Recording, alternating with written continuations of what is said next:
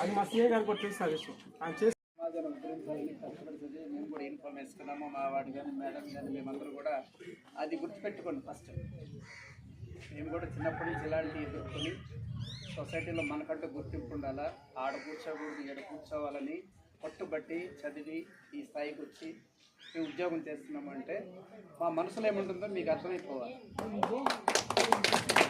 అది కొన్ని ఓపెన్గా చెప్పలేము. ప్రభుత్వ అధికారులుగా రఘు మాట్లాడి ఈజీగా మేము మాట్లాడలేము, సాయి గారు మాట్లాడలేము, మన తమ్ముడు మాట్లాడలేము. ఎందుకంటే మేము ఉద్యోగస్తులమే, మాకు కొన్ని బౌండరీస్ ఉంటాయి. We can't express love upon you, but full of love మా హార్ట్లో ఉంటుంది మీరు అందరంటే. అది మాత్రం మర్చిపోకండి. చిన్నవి వస్తుంటాయి అప్పుడప్పుడు. మేము ఏ నిర్ణయం తీసుకున్నా కూడా ముందు వచ్చే ప్రమాదాన్ని వివరించడానికి తప్ప ఎవడో మెప్పు పొందడం కోసం అయితే కాదు. అది మాత్రం గుర్తుపెట్టుకోండి. ఏదన్నా ఒక పెద్ద ప్రమాదాన్ని తప్పించాలంటే చిన్న ప్రమాదం చేయాలి. చట్టంలో ఉన్నది. పక్కన మన అడ్వకేట్ గారు కూడా ఉన్నారు.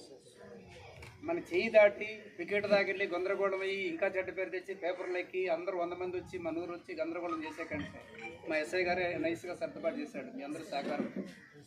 మాకు చాలా ఇన్పుట్స్ ఉంటాయి. ఇంట్లో బుర్ర కొద్దిగా పనిచేస్తుంది. అందరం చదువుకున్నాం కాబట్టి కొన్ని సమాజ శ్రేయస్సు కోసం కఠినమైన నిర్ణయాలు తీసుకుంటాం. డాక్టర్ గారు లాగా బిడ్డను 9 ఏళ్ళు మోస్తుంది. అమ్మ బిడ్డను చంపేయమంటే నేను చంపేయమంటావు అంటే నన్ను చంపేయమంటుంది, బిడ్డను చంపేయమంటారు. అయినా కూడా బిడ్డను చంపే ఆమెను కాపాడుతున్న పరిస్థితి వస్తుంది. కొన్ని క్లిష్ట పరిస్థితుల్లో మేము కూడా కఠినమైన నిర్ణయాలు తీసుకుంటాము. అవన్నీ కూడా మీకోసమే మర్చిపోవద్దు. ఎన్ని వదిలేసేయండి. బ్రదర్ చెప్పాడు, మేడం చెప్పిన మన రఘు చెప్పాడు, పోరాడాలా, సాధించుకోవాలా, అన్నీ చేయాలా. సేమ్ టైం ఎవరెవరేమన్నా పట్టించుకోకూడదు. మన లైఫ్ మందే, మన స్టైల్ మంది. చదువుకుని ఉద్యోగాలు సంపాదించుకుంటే అందరూ ఉన్నత మనసు వస్తుంది, ఉన్నత స్థాయి వస్తుంది. ఒక కలెక్టర్ గారిని వీడు కూర్చుంటే కొనవాడైనా గౌరవించాలా, ఎంఆర్ఓగా మేడం కూర్చుంటే ఎవరైనా గౌరవించాలా, సిఏ గారు కూర్చుంటే ఎవరైనా గౌరవించాలా. మీరు ఈ స్థాయికి రావడానికి పోటీ పడండి, కానీ ఈ చెత్త వాటికి పోటీ పడమాకండి దయచేసి. నా అడ్వైస్, బాగా పిల్లల్ని చదివించండి, మంచి స్థితిలో నిలబెట్టండి. వాళ్ళు కూడా రేపొద్దున మీలా కాకుండా మాలాగా కూర్చున్న స్థాయి మీరు మీ బిడ్డలకు కల్పించాలని మనసారి కోరుకుంటూ అవకాశం రఘుకి మీ అందరూ సోదరులందరికీ నమస్కారం. Thank you.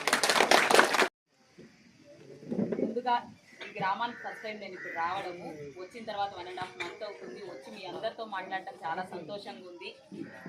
కాకపోతే ఫస్ట్ ఈ విషయం విన్న తర్వాత ఏదైతే జరిగిందో ఫస్ట్ నాకు కూడా కోపం వచ్చేసింది. ఏంటి ఇంత మనం డెవలప్ అవుతూ ఉంటే ఇలా జరిగిందా అని వాస్తవం. కాబట్టి దయచేసి మీరు అర్థం చేసుకోండి.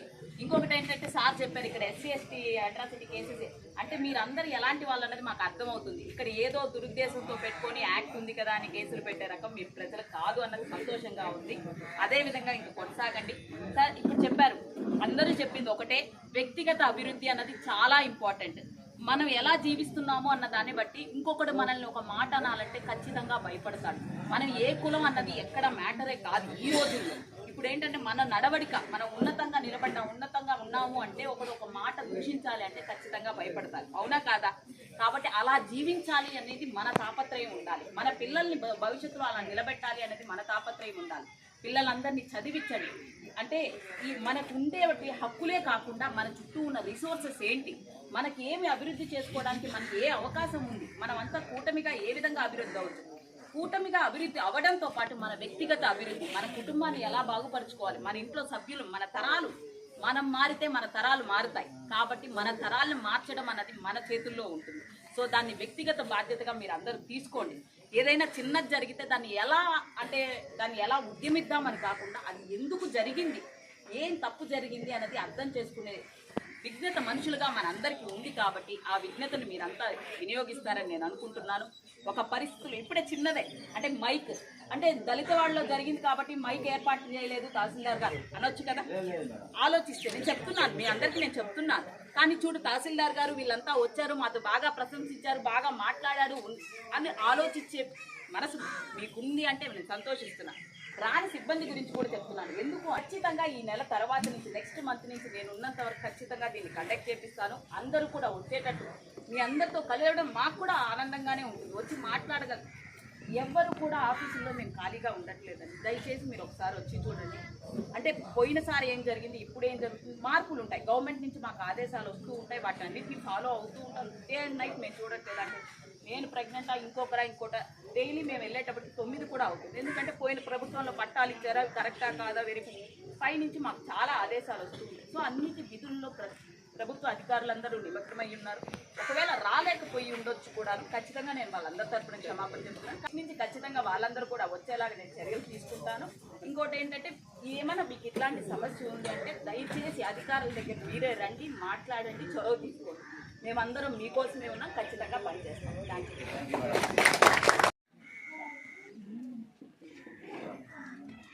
చట్టం అనేది మిత్రులు చెప్పినంతగా అందరికీ సమానం.